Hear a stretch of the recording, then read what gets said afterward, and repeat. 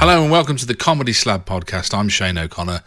He's Adrian Lacey. If you've never caught up with us before, that's because it's harder to hit a moving target, and that's why we move so quickly. He's down in the south of England, and I'm up in the sort of wishy-washy sort of east-west Midlands border. It reminds me of that one of my favourite comedy films, The Chain. I'm more Belgravia borders, darling. You know. Anyway, the Comedy Slab podcast. What's it all about? Well, I'm going to tell you. Thanks for asking. Each week we choose a comedy program to watch or listen to. We toddle off and we go and do that during the week. We'll do it a couple of times because we're glutton for punishment, and we also like to make sure that we've viewed it not only with a critical eye but also with our normal punter's eye, if you like, because we've realised quite early on in these series of podcasts that you can view things very differently if you're just viewing it to be critical of it, rather than sitting back and thinking, actually, I'm just going to let this kind of wash over me. So we'll give it 2 runs through, and then we reconvene and we'll record the podcast, and we'll play you a couple of clips between now and the end of the podcast to give you a flavour if you've never heard the programme that we're talking about before. And we'll also give it a mark out of 5 each, giving it a grand total out of 10. It was lovely, actually, to catch up with Adrian this evening, because Adrian has a tendency. He's got a milk round on the side, because every week he says to me, "Oh, I've been up at 3:30.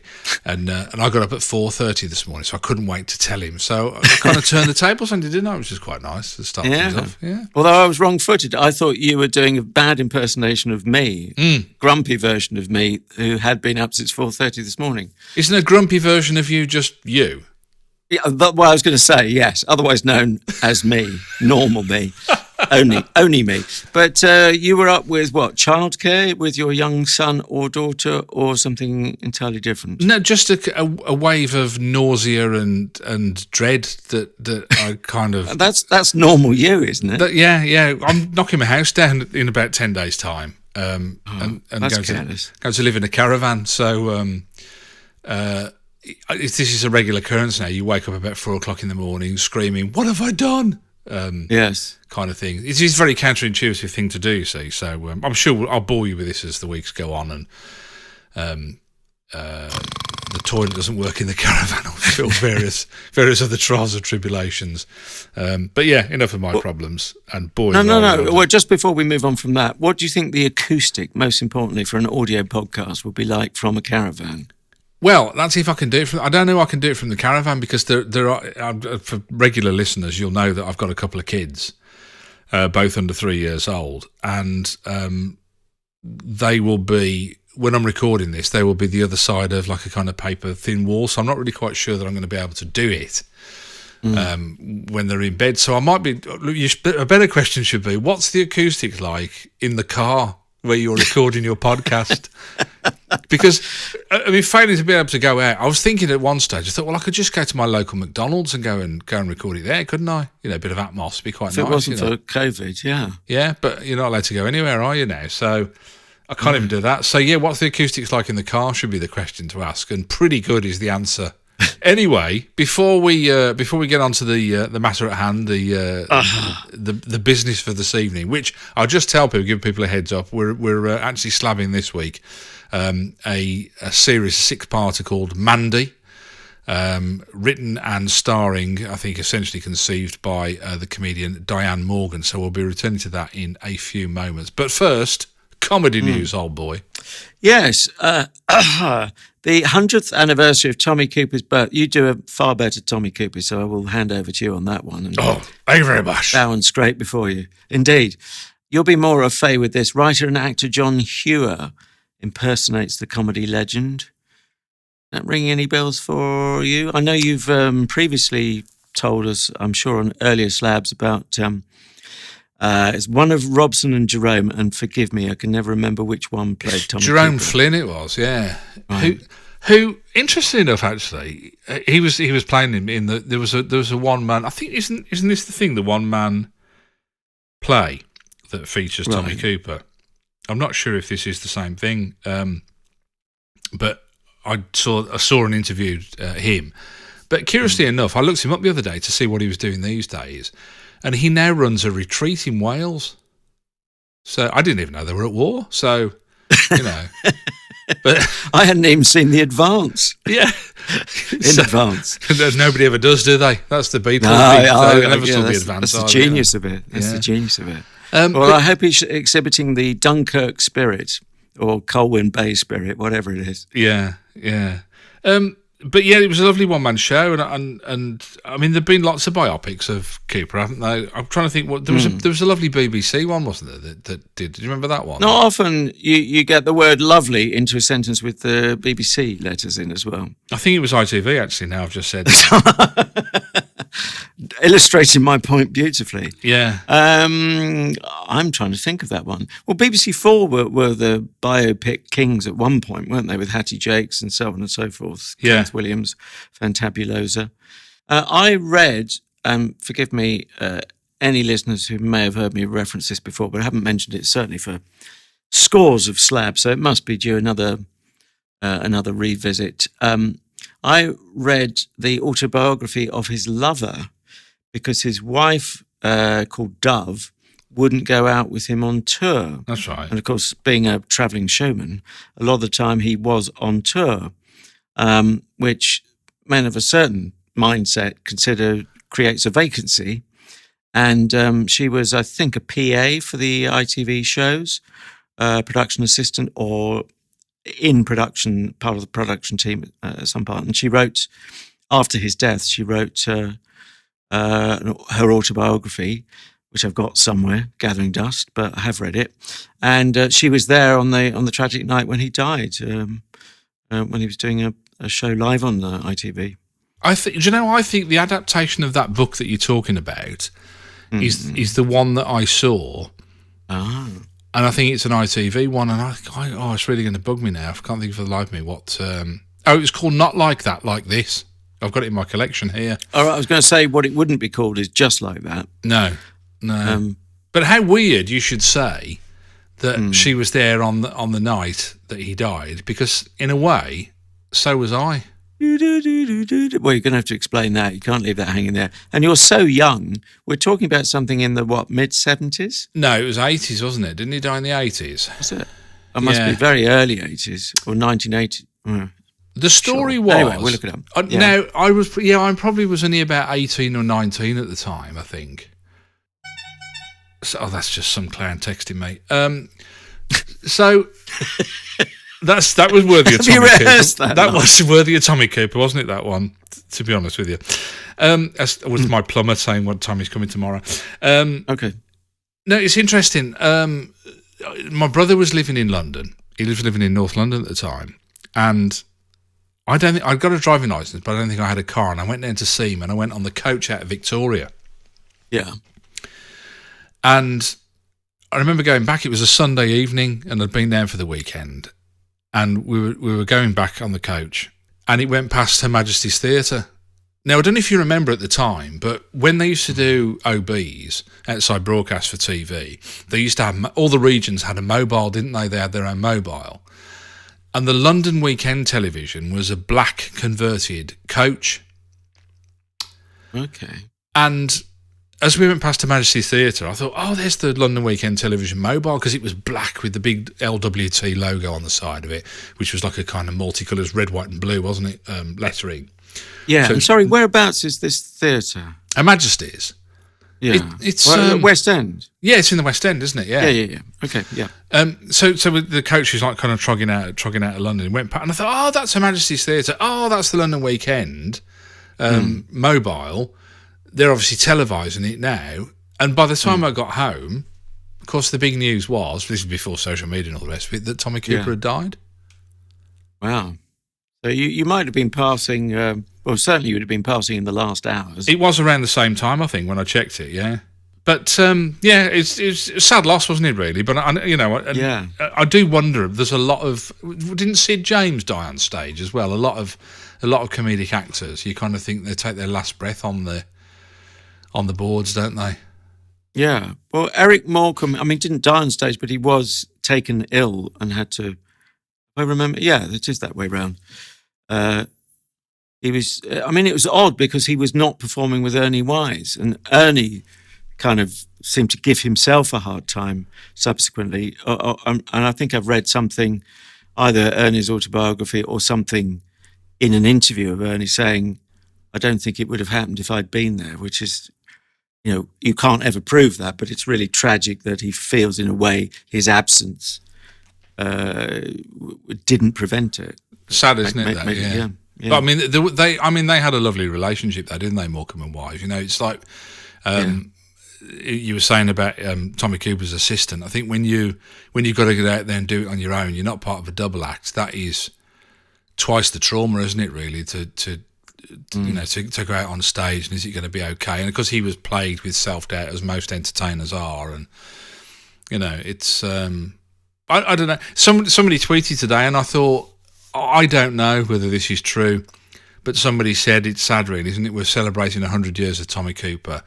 If he broke today, would he even break? Because the first thing they would say is, well, he's wearing a fez. That's culturally inappropriate. That's misappropriating somebody else's culture.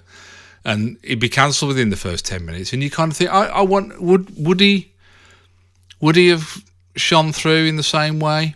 The bumbling magician. Well, that's the other thing. I think there might be some very humorless suits/stroke commissioners saying, well, he's not very good at magic, is he? And you think, you're not quite getting the act. Yeah.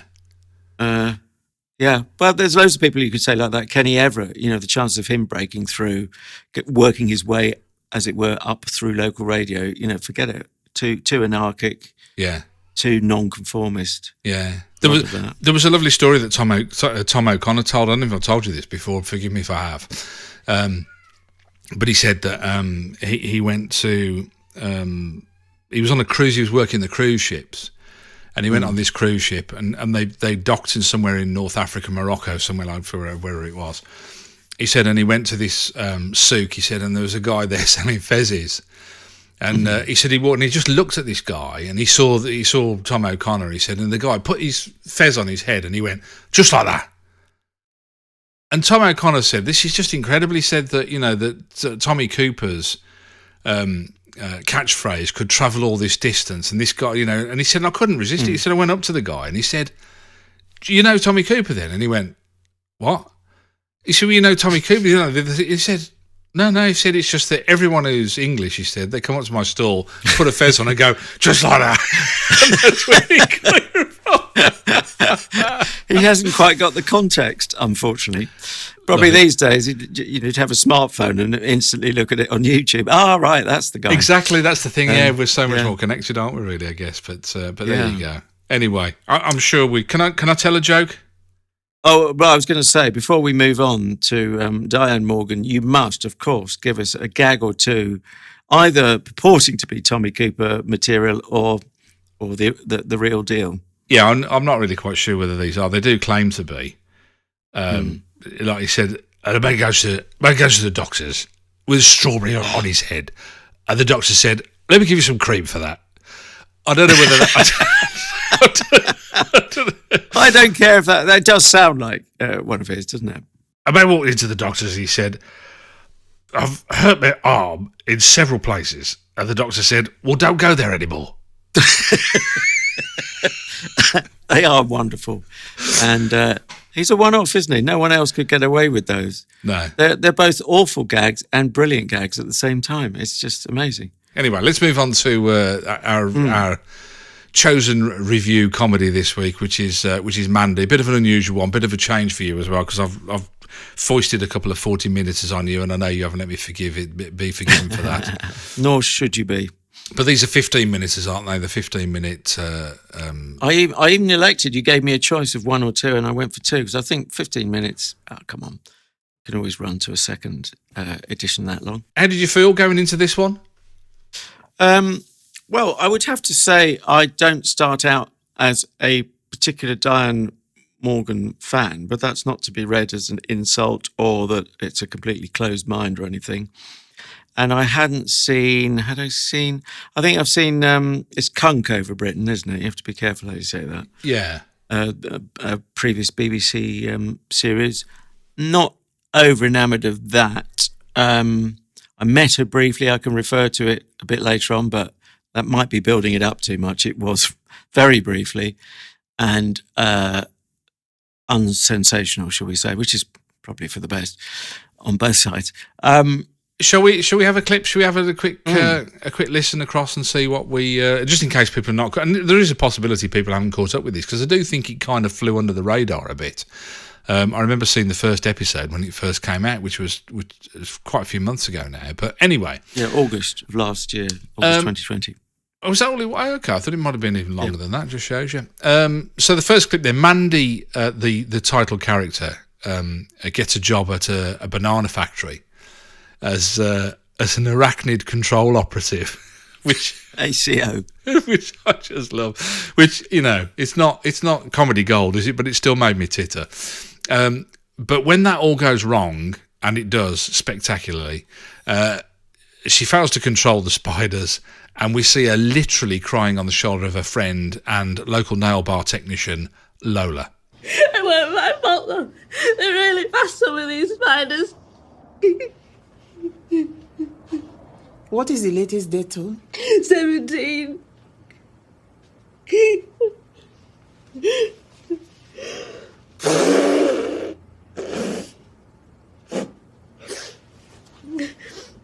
It's not all bad news though. I've got a phone interview in the morning. I might not mention the 17 dead. What makes you think you're the right person to join Chicken Bungalow? I like fried chicken. I have it most nights. I like other people who eat fried chicken, sort of assume We'd get on, and I always wash my hands, not just when I've done a number 2. Where do you see yourself in 5 years? well, if I'm not Breeding Doberman Pinchers, hopefully I'll be working for you, just frying chicken. What are your strengths? I'm not a grass. Might be some things, but I'm not a grass. Oh, and I can swallow a tangerine, oh. Winky, let me know by. And yes, that is a toilet flushing. So she's. I mean, that's for the COVID age, being interviewed over the phone or some video equivalent. That is something to be wary of. The flushing sounds. I realise now that I'm caught on the hop. I don't know why. After 100 and whatever we are now, 139 episodes, I haven't got the rhythm of inventing my own headline. You'd think I'd prep it by now, wouldn't you? Oh, I think you have. I think you're just selling this. You're just lulling us into a false sense of security. If only twere true. I'm not sure I've got any Mandy Manilove. That's what they call it. Fans of Barry Manilow call it Manilove. Probably know that, having worked in mainstream radiophonics. So yes, I'm not feeling the Manilove. Oh, I did when I was watching, because I mean, people who don't know, we Skype each other when we record this, so we can actually see each other's reactions. And I was watching you, and I thought the clip that I chose. I'm not saying, oh, look at me, what a great clip I chose, but listening back to it again, I thought actually it's quite strong and it's got some quite good lines in it, and well delivered. But I saw your face and I thought he's not feeling this at all. He's not getting it at all, is he? He's not. Having said that, my second viewings were with my partner and long-term Comedy Slab listener. I don't know if the two are connected at all or whether she just landed on the podcast coincidentally. And I enjoyed it because I enjoyed my second viewings with her more because she was enjoying it and laughing along. So it's that infectious thing. So who knows? If I'd been sitting on the sofa with you, maybe we wouldn't have canoodled quite as much. But if you were enjoying it and laughing like a drain, I'd probably enjoy it more. So I suppose we've got to factor that into our complicated equation, haven't we? Well, here's the odd thing. I watched the first episode way back in, what did you say it was, August last year? Yeah. Soon after it came out, so it was August, September time. And didn't enjoy it that much. And when I kind of earmarked it and thought we must slab this, and then when I mentioned it, I thought I'm not really looking forward to sitting down with this again. Oh, I thought you were selling it last week when you set the homework. No, but then when I sat down with it, I did enjoy it more, even though I knew what was going to, like that scene. There's a scene in it where she gets the job in the chicken shop and she goes for a cigarette. and has it in the toilet, which has got an extractor fan. So she stands on the toilet to blow the smoke out of the extractor fan, and then gets her hair caught in that, and then drops the cigarette, and then sets fire to the toilet. And all of that, the first time around, I thought, I think I sat there with my arms folded, going, "Come on, entertain me," kind of thing. One of those, Social club front row. But no, I must admit, I really felt it this time, and it's really weird, isn't it? How I don't know, just the way you're feeling can change the way that you receive something. Absolutely. But were you watching with your lady wife, Angelina Ballerina? I don't think she'd like it. I mean, I tend not to, because, I mean, the one reason is she's working, she's teaching when I'm doing the viewings. So come on then, just spool it back again then. So you said the first time round you weren't feeling it at all. What can you pinpoint that at all? You've got anything? Yeah. Well, we're obviously talking about the first of the two. So this is series 1. To date, that is the only series. There may be more. We'll look out for that in future weeks on Comedy News, perhaps. But so this is series 1, episodes 1 and 2, and we're slabbing at this precise moment episode 1. And I think more episode 1 than episode 2. For me, one of the problems I had was if it was trying to be a bit surreal, it wasn't surreal enough. It fell between two stools of being either realistic and trying to be, it's trying to show someone, it's sort of implied she might be on a council estate in a high-rise flat if you look at where she is at one point, I think in the second show, but it doesn't definitively say. But and it may say in later editions, I don't know, so I haven't looked beyond these first two. But you've mentioned the arachnid, so she's employed to, shall we say, kill off any spiders that arrive with bananas from wherever they're coming from. With a big wooden mallet, isn't it, that she uses? With a mallet. And look, if I say there's too many spiders to be realistic, people are going to say, well, Adrian, you really haven't got a sense of humour. What the hell are you doing on something called a comedy slab? So I accept you've got to crank that up a bit. But to me, it was cranked up too much for me to say, okay, I can buy that as a possible scenario with a bit of exaggeration. But it hadn't gone, the meter hadn't deflected fully to surreal for me to feel comfortable. All right, we're not in the real world. She's not trying to be realistic. Let's go to town on this and we can make anything happen. Dragons can fly in, or flying pigs, or whatever else. Does that sound just so dumb as to not even be worth saying, or does that make any sense? No, I kind of get it. And I mean, to me, it was, and I do really think it's like on the day. It's how it hits you on the day. To me, it felt the other way. It felt like this comedic pendulum was swinging backwards and forwards. So on the one hand, as you rightly say, she's whacking these spiders 15 to the dozen. Because she's doing it to the soundtrack of the Banana Boat song. So she's going, yes. Come, Mr. Tallyman, tally me banana. She's hitting a spider for every beat of the song, kind of thing. And then there was a lovely thing where she finishes for the end of the day, and her boss comes up and says, "These are for you. You get to take the black ones home," and gives her a bunch of like completely overripe black bananas.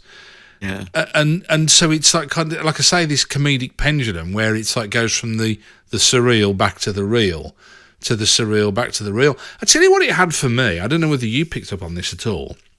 It had echoes of 15 Stories High. Have you ever seen that with Sean Locke?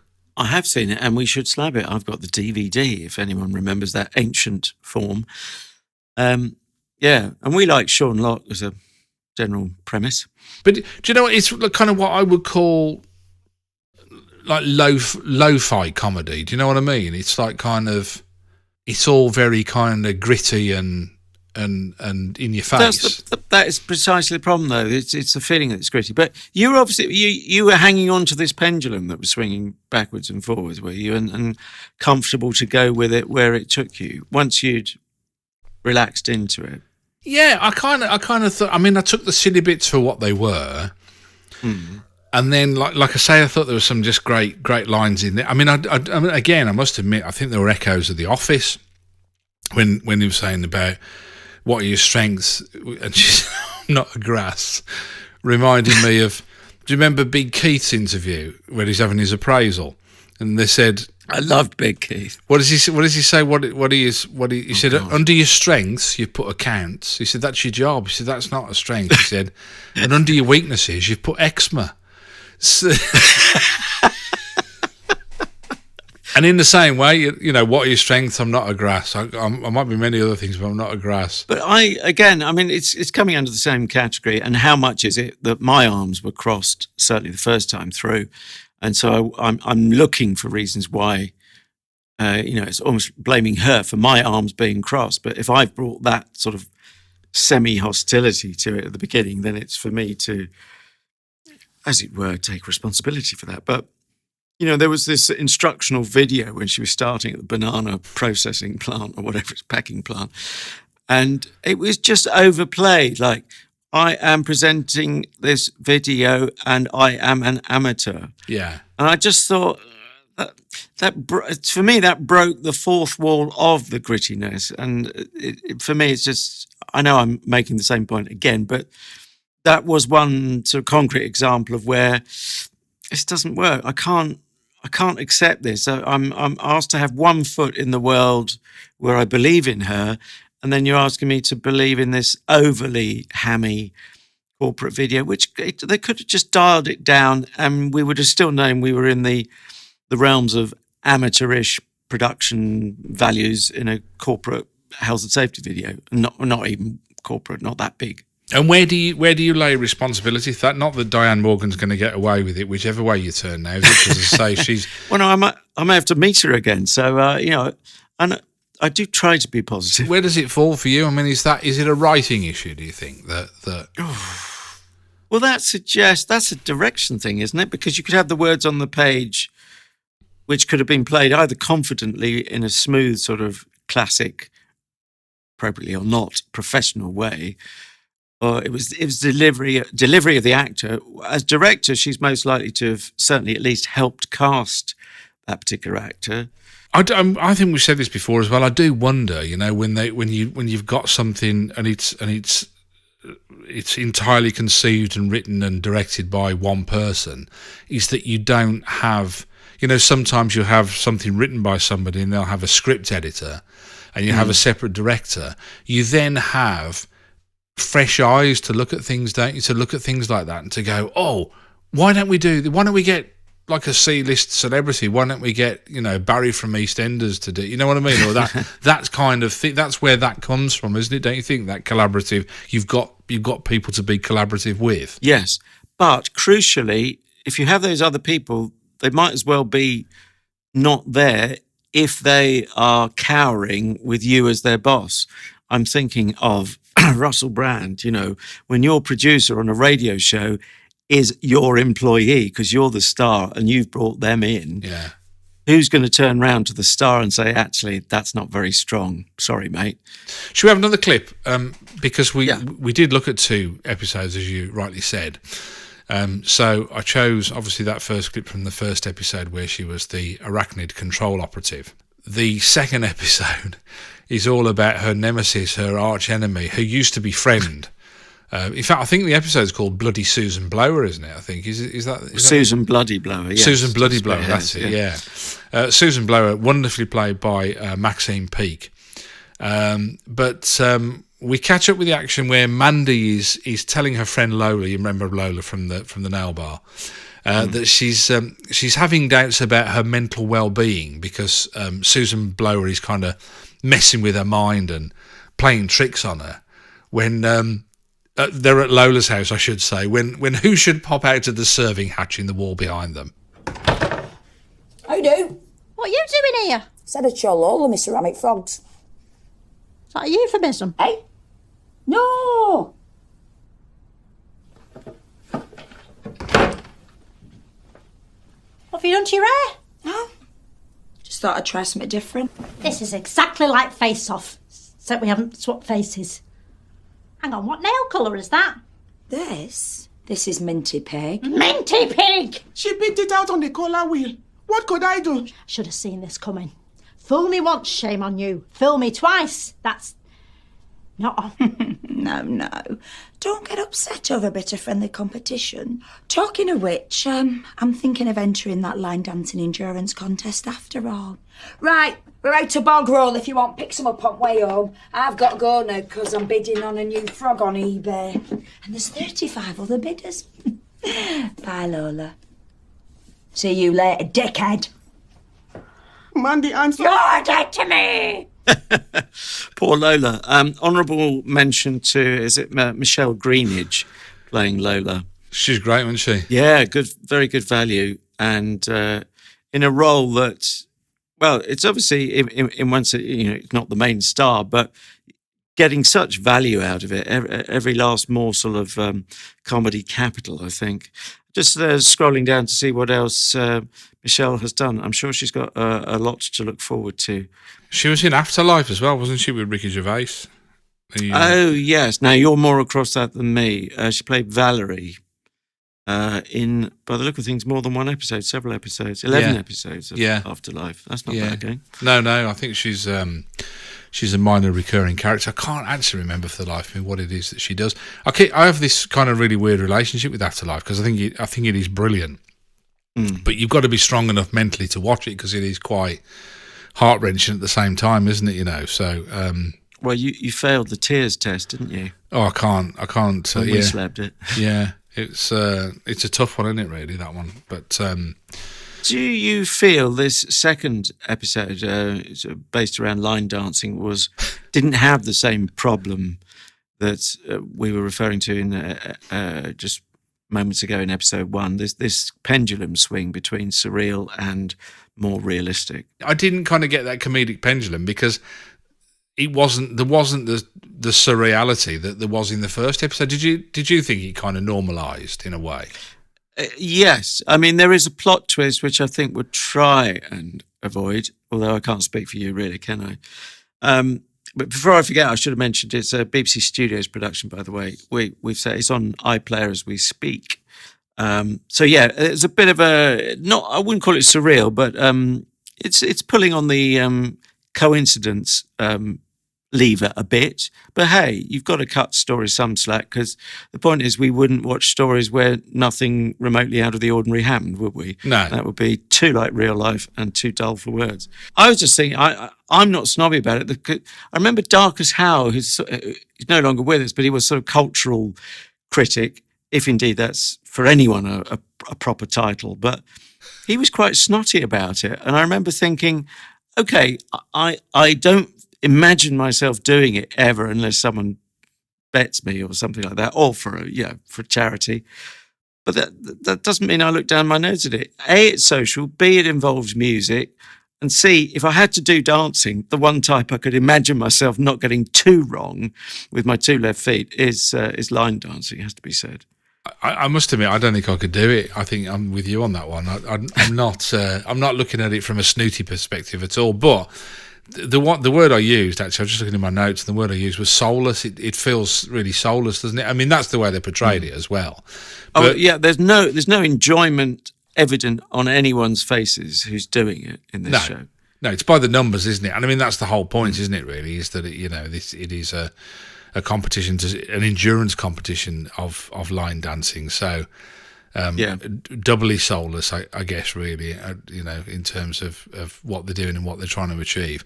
Interestingly, I didn't know whether you would bring this up or not. I thought it was something that struck me because I don't think like this.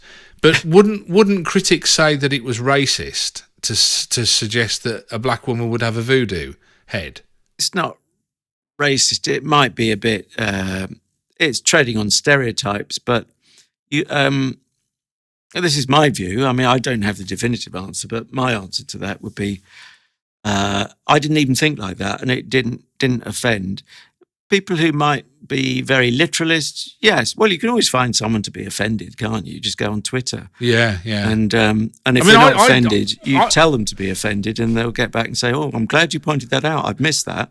Yeah, or they'll say, "Oh, this was offensive." They go, "I didn't see that. I'll go and watch it," and then come back and go, "Yes, you're right. It was offensive, and I'm offended as well now." I don't think like that, but I just wondered, and I'm surprised I hadn't heard anything, given the mentality of like cancel culture and the way it is, and and like you say, social media, the lunacy that pervades there now, and you kind of think, I'm surprised nobody said, well, that's a kind of racist stereotype to suggest that her black friend would have a voodoo head and would practice some kind of black magic, witchcraft, or whatever it was supposed to be. I'm not really quite sure what it was, but you know what I mean. I like I say, I just bring it up because I know other people would. I'm not. It's not something that I would, but you know. One reason I didn't think like that at all was it's such a sympathetic character, as we've discussed. The Lola character, and also the other thing is it's very tongue in cheek because she draws this voodoo head out of a plastic bag at one point. Yes, like she's bought it from Sainsbury's or something. So it's now there's an innocence about it that I think certainly made me cut it a hell of a lot of slack and enjoyed it. Two things, if I may, two T's. One is, and I got this wrong previously, and I look a bit daft for anyone who picked up on it. I was trying to remember the name of the show, Touch the Truck. I think I got something stupid like, Jerk the Jeep or something. But I was working at Channel 5 when that was a show. I was an announcer there, and this is what I was recording previously. I don't know how we got on the subject a few shows ago of Touch the Truck, but there was a guy who was in a delirious state. He was touching that goddamn truck, trying to win it for so long. He was actually hallucinating because he hadn't slept for so many hours. So in a way, it was a delight, but also it was bringing back some sort of secondhand trauma, recalling this experience. I'd forgotten it was a real thing. I mean, that's the thing. I mean, it was. It's been done all over America, but I forgot it was a real TV program in the UK. it was a British import for Channel 5 of an American format. The other T, sorry, it goes back to the previous episode. I'm slabbing all the right episodes, not necessarily in the right order. Tom Basden, you didn't mention, was in episode 1 of series 1. Yeah, only because we didn't get around to it. I've got it in my notes. Yeah. He's the job centre manager, isn't he, or the job centre person that she goes to see. I'm always. I'm always delighted to see. I just think he always just hits the mark with the character that he's playing, and it's always a delight to see him in something. I mean, he becomes the punchline, doesn't he? I won't ruin it for people, but he becomes the punchline in episode 1, and inadvertently. So I can't. Yeah, I mean, I must admit, I'm always great to see Tom Basden in anything. To be honest with you. I've got to mention that there's obviously, she pulls a facial thing, doesn't she, to get into character. Diane Morgan, she does a thing with her lip. But she also is that the equivalent of the Ronnie Barker chewing gum to be for Fletcher? Yeah, Fletcher. I think he could. Well, I mean, it's either that or it's like you've got these affects that they bring in as the character. And the other thing, she kind of got this lean back walk. Now that I did find funny. Which I did, but then walk. she kind of forgot it in other times. And she only ever appeared to do it when she was walking from left to right or right to left across the camera. In a long shot. Yeah. If she was walking towards the camera or away from it, she wouldn't do it. And it kind of I thought, she's forgotten the walk. And it brought me back to reality a bit, which kind of... Or is it that you can't see it if it's head on? You could probably. I'm trying to cut her some slack. See, she was leaning back. I don't know. Anyway, ladies and gentlemen, he just tried leaning back to demonstrate on the Skype camera. I'm going to be trying to walk all evening now. Yeah. Just before we do scores, if that's where you're leading us, Miss Ford, is there a punk song, or was it recorded specially? The one in episode 1, Job Seeker. No, it is actually by the Sleaford Mods. Sleaford Mods, and it is actually called Job Seeker. Right. No, well, it sounded very authentic, and it worked a treat. It was just right. Yeah, the soundtrack was quite good, wasn't it, really? I mean, all told, it was kind of... No, I looked that one up. That's how sad I am. Yes, come on then, let's have some scores on the doors. Now, I know for a fact I went first last week. Did I? Oh, I see, you're not sure. Right. Guess what? I haven't thought of this in advance, but it's probably more honest. Do you know what? After my second viewing and after doing this show, I feel more kindly towards it. And I'm going to give a classic Lacey 3.5 out of 5. Okay. I am going down the same road as you on this particular occasion. I'm going to give it a 3.5 out of 5 as well. I was teetering on a 4, but I kind of don't although I enjoyed it, I don't think it's going to be... It's not going to be up there with the classics of the 4s, is it really? You know, it's not. So it just falls a bit feel short. That way. No, just felt a bit short for me, really. But even so, 7 out of 10, you wouldn't kick that out of bed for eating biscuits, would you? Do you know what I mean? It's not. I do. It might leave a few crumbs, but you still had the biscuits. It's not bad, is it really? So there you go. No. Yeah, all the details. If you never caught up with it and you want to go and have a look yourself, I'll leave the link in the description on Spreaker, Stitcher, iHeartRadio and all the rest of it, and also on the YouTube as well. So for next week's homework, this good-looking man over here is going to tell you exactly what we're going to be looking at next time round. Well, here's the thing. Ever flexible and adaptable. I did have one thing in mind, which hopefully we'll do another week. I won't mention it now. But we talked earlier about 15 Stories High, Sean Locke's, We'll see if it was his creation, but certainly he was in a starring role. BBC Three as was, which may well be again, as we were hearing last week. So now it's tempting to say we're going at the ground floor of 15 Stories High. See what I did there? Instead of going for Series 1, Episode 1, which would be far too obvious, I'll go for something slightly less, but almost as obvious, which is Series 2, Episode 1. So it's 15 Stories High, Sean Locke. Series 2, Episode 1 is your homework for the next week, and that's you, dear listener, as well as the Shanester. Nice one.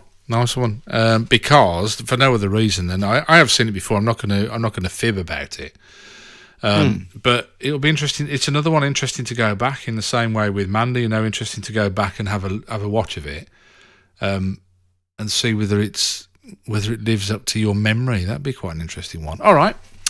Don't forget, if you've enjoyed this podcast, as Adrian said, this is episode 139, so there are 138 back that way. If you'd like to just walk down that passageway there, just to your left, you should see them all hanging on the wall. Some of them actually are just blue tacked on, so do be careful that you don't knock them off as you go past.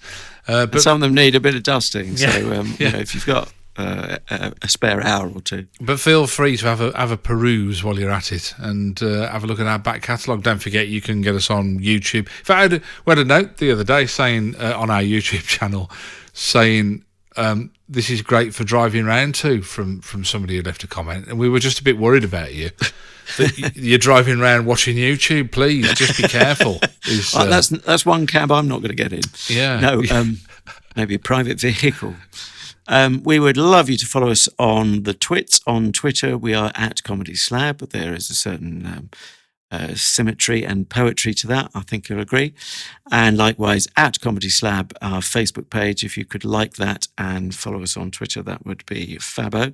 Personal recommendation to friends and family, also hugely appreciated, whether live or Memorex or Skype or FaceTime. And that nice, juicy, generous star rating on iTunes / Apple Podcasts. Don't wait for other people to do it. We'd love you. Yes, you, not the person behind you you're looking at now. No, it's you I'm talking to. If you'd be kind enough to do that for us on iTunes or Apple Podcasts, that would be hugely appreciated. Many thanks. And until next time, I'm just going through these. You're quite right. I was going through some of these alleged Tommy Cooper jokes, and I don't think they are, to be honest with you. I think some of them are just jokes that people have thrown in there as well. They do this in the newspapers a lot of the time, but I wanted to leave you with one.